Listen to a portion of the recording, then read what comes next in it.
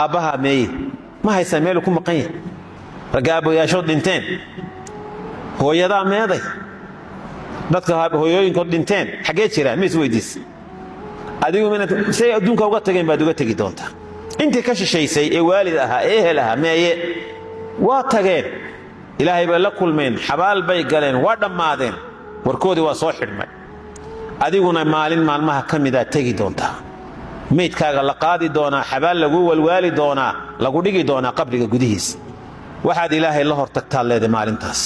ilaahay waxaad la hortagto الدنيا كله هويته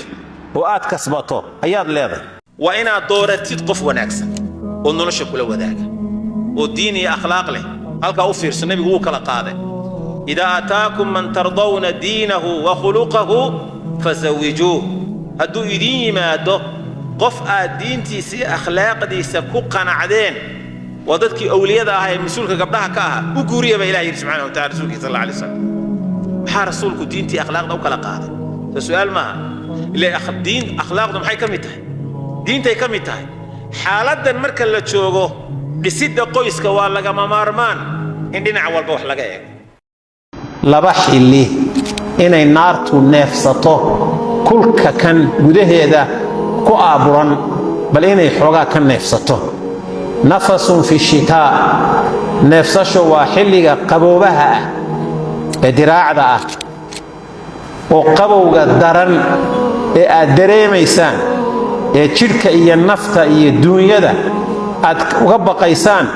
waa neefsashadii jahannama buu nabigu yiri kaleey salaatu wasalaam ay neefsanayso wal qofka la dhixgeliyay maxaad u malaynaysaa wal iyaadu billah wa nafasun fi sayf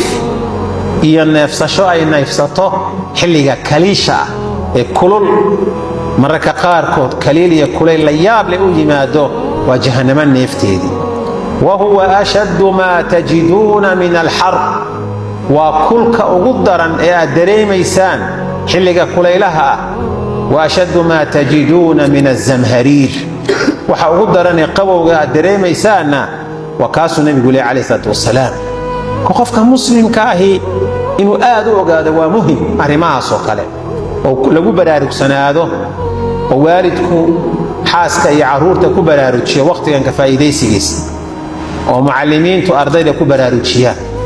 وإماميدا مساجد iyo خطبada مساجد dadweynaha كبراروتشيا اسكولاتك يا جامعاتك lagu baraarujiyo idaacadaha dadka laga baraarujiyo xiliyadan ama fursadaha qaaliga ah in laga faa'iideysto حسدنمو أم يحسدون الناس أيه على ما آتاهم الله من فضله ضدك ما وحي كحاسدين إلهي وحسيه سبحانه وتعالى سيدا أوقات بالشريعة وحي وجهين يساقفك برشاد المسلم كايدين إسحاسدين سنة بتقليوض أنا وحما دي لا يسحاسدون محاي ما نيسا إلا يسطعه إلا يسدلوه إلا يسسحره إلا يسنباتيه فأقول سلام حيتي إلا يسعوريتي قم ينكاراك صباحي ضدك أباها مي ما هي سميلو كم قين رجابو يا شو دينتين هو يدا ماذا dadka hooyooyinkood dhinteen xagee jira mis weydiis adigu mina say adduunka uga tageen baad uga tagi doontaa intii ka shisheysay ee waalid aha ee helaha meeye waa tageen ilaahay bay la kulmeen xabaal bay galeen waa dhamaadeen warkoodii waa soo xidhmay adiguna maalin maalmaha kamida tagi doontaa meydkaaga la qaadi doonaa xabaal lagu walwaali doonaa lagu dhigi doonaa qabriga gudihiis waxaad ilaahay la hortagtaa leedahay maalintaas ilaahay waxaad la hortagto الدنيا كله هويته وآت كسبته أياد لهذا وحن ليه رجو ومغلس قبله وديار جورسدا إلهي جورك وحلالي نكي أوديك هل ضمر هدات كفي لنتي هل جورسو هدي ولا جورسدا مقشيد والله بين يا وصدحين يا هدات كلها تبرنا آذن وهينين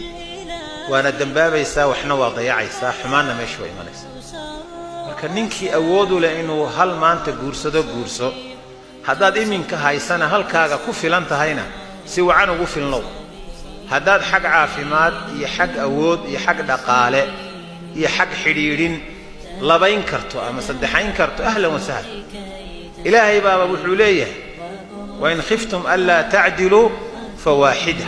هذا كعب ستان إن العدالة سمين وإذا دمر كي بدنايا اللي إسلقبي هل مدكو إكادب إلهي سبحانه haddii rabadaantii dhammaatay faralka ahayd waxaa jooga shawaalkii oo la soomo oo rasuulku wuxuu yidhi qofka bisha rabadaan sooma kuna dara 6 cisho oo shawaal ah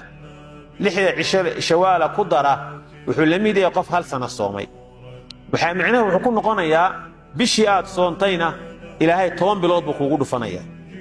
sanadkii maxaa ka dhigay marka 2 bilood sooma 6 cisho aad soomayso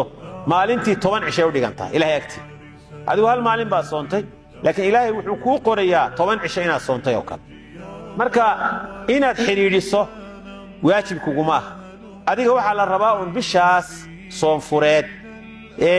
soddon ha noqoto ama 29 cisho ha noqotee bisha dhexdeeda uun 6 cisho soon haddaad khamiisa iyo isniina ku beegan lahayd haddaad isdhaafin lahayd oo xiriirin lahayd haddaad laba cisho u soomi lahayd adiga waxaad eegataa inaad bisha dhexdeeda aad soontid adoo soon qallaa lagugu leeyahayna ma soomi kartid ama intaad tiraadid waa iskula niyoonaya labadooda sax maaha qadaha iska qallee